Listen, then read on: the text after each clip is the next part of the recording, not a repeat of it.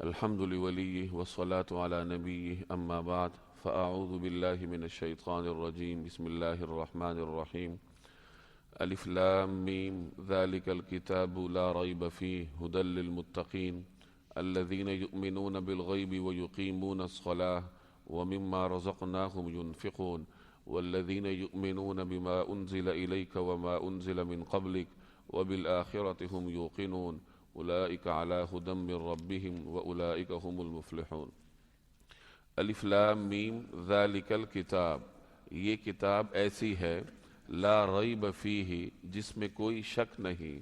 ریب شک کو کہتے ہیں، لا ریب فیہ جس میں کوئی شک نہیں۔ ھدی للمتقین، ھدن ہدایت سے نکلا ہے، متقین متقی کی جمع ہے، اور نیکوکاروں کے لیے یا متقی لوگوں کے لیے ہدایت ہے۔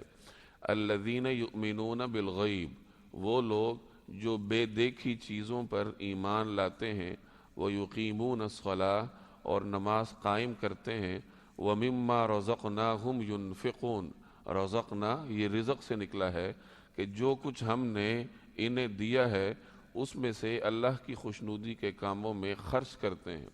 والذین یؤمنون، اور وہ لوگ جو ایمان لاتے ہیں، بما انزل الیک، جو آپ پر اتاری گئی، وما انزل من قبلک، اور اس پر بھی جو آپ سے پہلے اتاری گئی، وبالآخرۃ ہم یوقنون، اور آخرت پر وہ مکمل یقین رکھتے ہیں۔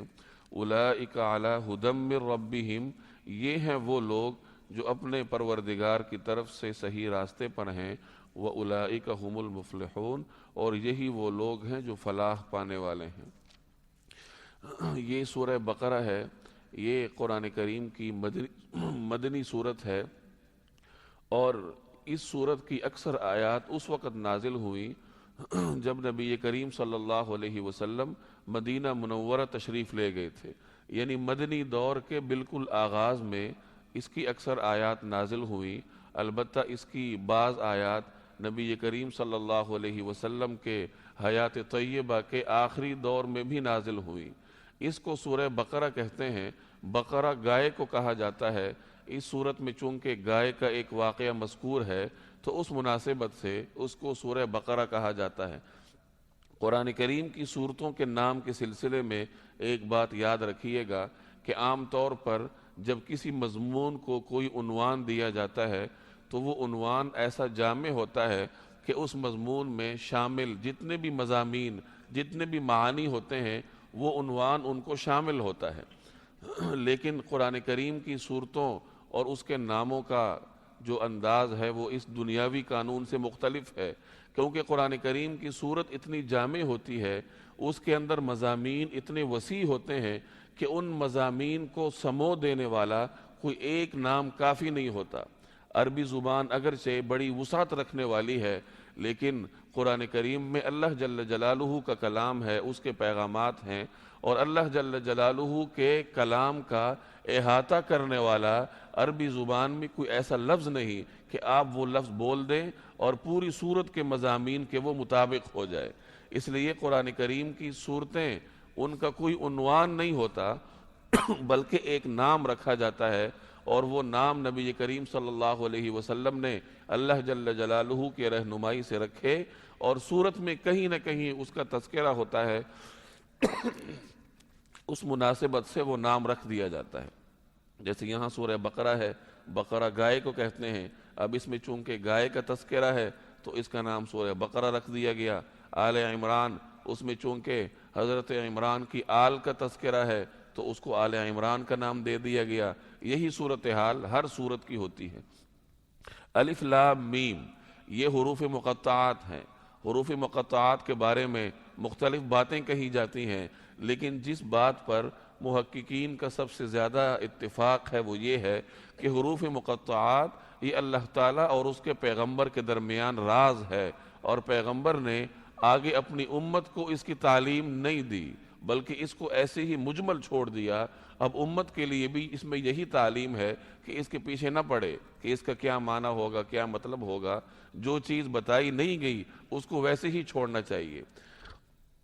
تفسیر مظہری والے نے حضرت ابو بکر صدیق رضی اللہ تعالی عنہ کا یہ قول نقل کیا ہے کہ ہر کتاب میں کوئی نہ کوئی راز ہوتا ہے، یعنی جتنی آسمانی کتابیں گزری ہیں ان سب میں کوئی نہ کوئی راز ہوتا ہے، اور قرآن کریم میں اللہ جل جلالہ کا راز یہ حروف مقطعات ہیں۔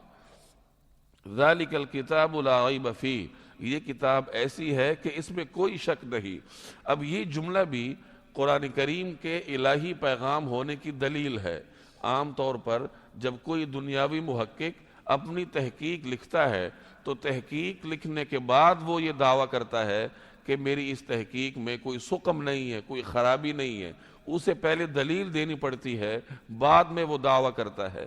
لیکن یہ چونکہ الہی پیغام ہے، اس لیے قرآن کریم کے شروع ہی میں یہ دعویٰ قائم کر دیا گیا کہ یہ چونکہ کسی زمینی شخص کا پیغام نہیں بلکہ اللہ جل جلالہ کا کلام ہے، اس لیے آغاز میں ہی دعویٰ کر دیا گیا کہ اس میں کسی قسم کا کوئی شک نہیں، اور نہ ہی کسی کی مجال ہے کہ وہ اس میں کوئی شک تلاش کر کے لائے۔ ھدی للمتقین، اور یہ ہدایت ہے متقیوں کے لیے۔ اب یہاں ذہن میں ایک سوال پیدا ہو سکتا ہے کہ اگر قرآن کریم متقین کے لیے ہدایت ہے تو جو گنہگار ہیں، متقین نہیں ہیں، وہ ہدایت کہاں سے تلاش کریں گے؟ تو اس کا جواب یہ ہے کہ قرآن کریم ہدایت تو سب کے لیے ہے، لیکن فائدہ اس سے متقین اٹھاتے ہیں، جن کے دلوں میں طلب نہیں ہے، جن کے دلوں کے برتن الٹے رکھے ہوئے ہیں، جنہیں قرآن کریم کا کوئی احساس نہیں، تو قرآن کریم ان کو کوئی فائدہ بھی نہیں پہنچاتا۔ اس کی آسان مثال آپ یوں سمجھیں کہ جب بارش ہوتی ہے تو وہ پوری زمین پہ ہوتی ہے، پورے خطہ زمین پہ، جس علاقے میں بارش ہو، لیکن جو سرسبز مقامات ہیں زمین کے وہ پانی کو جذب کر لیتے ہیں، وہاں سبزہ اگاتا ہے، لیکن جو پہاڑ ہیں، چٹانیں ہیں، چٹیل میدان ہیں، وہاں سے پانی بہہ جاتا ہے، تو پانی انہیں مکمل فائدہ نہیں پہنچا پاتا۔ اب بارش تو پورے خطے کے لیے ہوئی، لیکن زمین کے ایک حصے نے فائدہ اٹھایا اور دوسرے حصے نے فائدہ نہیں اٹھایا۔ یہی صورتحال قرآن کریم کے لیے ہے کہ اس کی ہدایت عام ہے پوری انسانیت کے لیے، لیکن کچھ لوگ جن کے دلوں میں طلب ہو، جن کے دلوں میں اللہ جل جلالہ کا خوف ہو، اور جن کے دلوں میں قرآن کریم کی تڑپ موجود ہو، وہ اس سے فائدہ اٹھا لیتے ہیں، اور جنہوں نے اپنے دل کے برتن الٹے رکھے ہوں تو قرآن کریم کا پیغام ان کے لیے بے اثر ثابت ہوتا ہے۔ اب یہ متقین کون ہیں؟ آگے ان کی صفات ذکر کی گئی ہیں۔ قرآن کریم آئینہ ہے ہر شخص کے لیے، اور اس آئینے میں انسان دیکھ کر اپنی صورتحال معلوم کر سکتا ہے۔ اب یہاں قرآن کریم نے متقین کی صفات بیان کی ہیں، اب ہم نے بھی متقیوں کے راستے پر چلنا ہے، لہذا اپنی زندگی کی فکر کرنی چاہیے کہ یہ صفات میرے اور آپ کے اندر موجود ہیں یا نہیں۔ الذین یؤمنون بالغیب، جو غیب پر ایمان لاتے ہیں۔ ایمان کا مطلب یہ ہے کہ کسی شخصیت کی بات پر محض اس کے اعتماد پر یقین کر لینا۔ آپ کے پاس کوئی دلیل نہ ہو، کوئی مشاہدہ نہ ہو، لیکن کسی شخصیت کی بات پر محض اس کے اعتماد کی وجہ سے یقین کر لینا، یہ ایمان کہلاتا ہے۔ اور غیب کا مطلب یہ ہے کہ وہ چیزیں جو آپ کے حواس خمسہ کے دائرے میں نہیں آتی، یعنی وہ چیز جس کو آپ محسوس نہیں کر سکتے، ہاتھ نہیں لگا سکتے، آنکھ سے دیکھ نہیں سکتے، زبان سے اس کو چکھ نہیں سکتے، تو ان چیزوں کو غیب کی چیزیں کہا جاتا ہے۔ اب نبی کریم صلی اللہ علیہ وسلم نے جتنی بھی چیزوں کی خبر دی ہے وہ تمام غیب سے تعلق رکھتی ہیں۔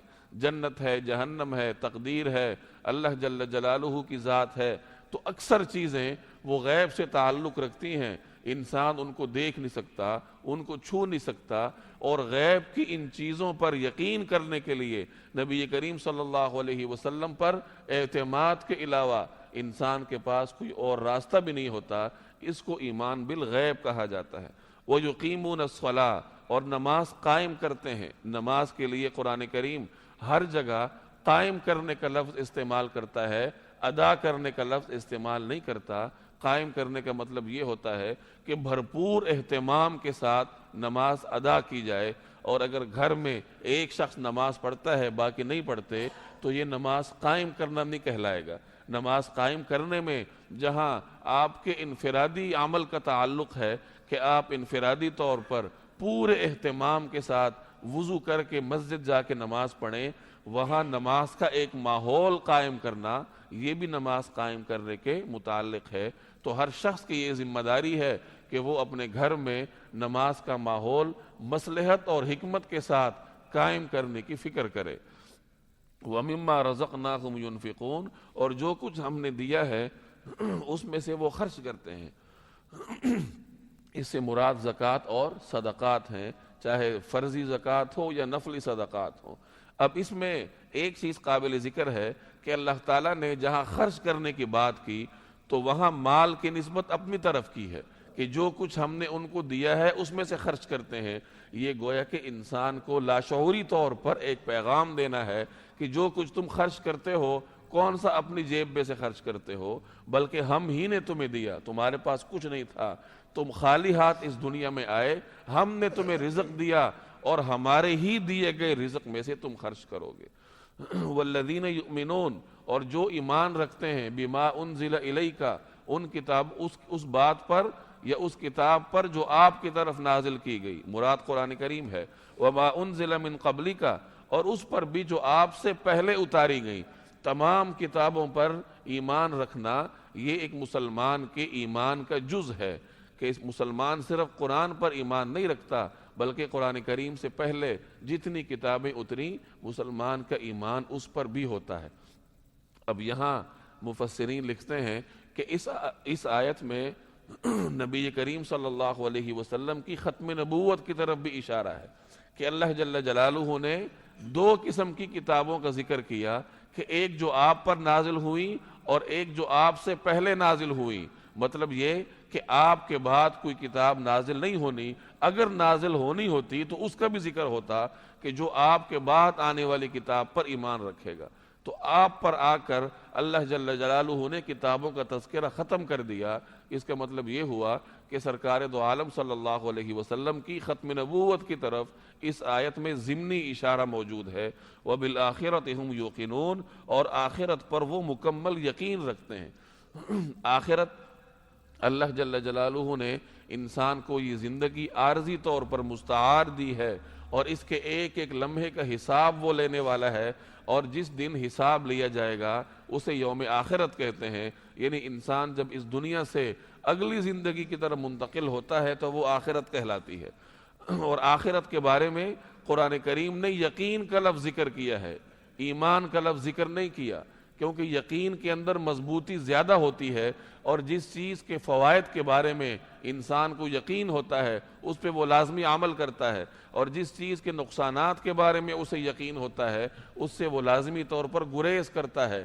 اب اگر اس دنیا میں ہم اللہ جل جلالہ کی نافرمانی کریں، اس کی بغاوت کریں اور اس کے دیے گئے احکامات کو پامال کریں تو اس کا مطلب یہ ہے کہ ہمیں یوم جزا کا یقین نہیں ہے۔ اگر یقین ہوتا حساب کتاب کا، دل سے اس بات کا یقین ہوتا تو انسان کبھی بغاوت کی طرف نہ جاتا۔ تو اس میں تعلیم ہے اس بات کی طرف کہ آخرت کا اپنے دلوں میں یقین پیدا کریں، اور یقین اس وقت پیدا ہوگا جب انسان اپنے شب و روز کی زندگی میں اللہ جل جلالہ کی بغاوت اور اس کی نافرمانی کو بالکل چھوڑ دے۔ جب یہ تمام صفات پیدا ہوں گی کہ ایمان بالغیب ہوگا، نماز قائم ہوگی اور زکوٰۃ اور صدقات کا اہتمام ہوگا، تمام کتابوں پر ایمان ہوگا اور آخرت پر اس درجے کا یقین ہوگا کہ انسان اللہ جل جلالہ کی نافرمانی کا خیال بھی دل میں نہ لائے۔ جب یہ تمام باتیں پائی جائیں گی تو ان لوگوں کو اللہ جل جلالہ نے دو قسم کے انعامات یا دو قسم کے امتیازات سے نوازا ہے۔ اولئک علی ھدی من ربہم، کہ ان صفات کے رکھنے والے لوگ یہ وہ لوگ ہیں جو اپنے رب کی طرف سے ہدایت پر ہیں۔ وَأُولَئِكَ هُمُ الْمُفْلِحُونَ، اور یہی وہ خوش نصیب لوگ ہیں جو اپنے رب کی طرف سے کامیابی پر ہیں۔ اس دنیا میں ہر انسان کامیابی چاہتا ہے۔ اللہ جل جلالہ کامیابی جس چیز کو کہتے ہیں ان چیزوں کو اپنانا ہی اصل کامیابی ہے۔ اللہ تبارک و تعالی مجھے اور آپ کو عمل کرنے کی توفیق عطا فرمائے۔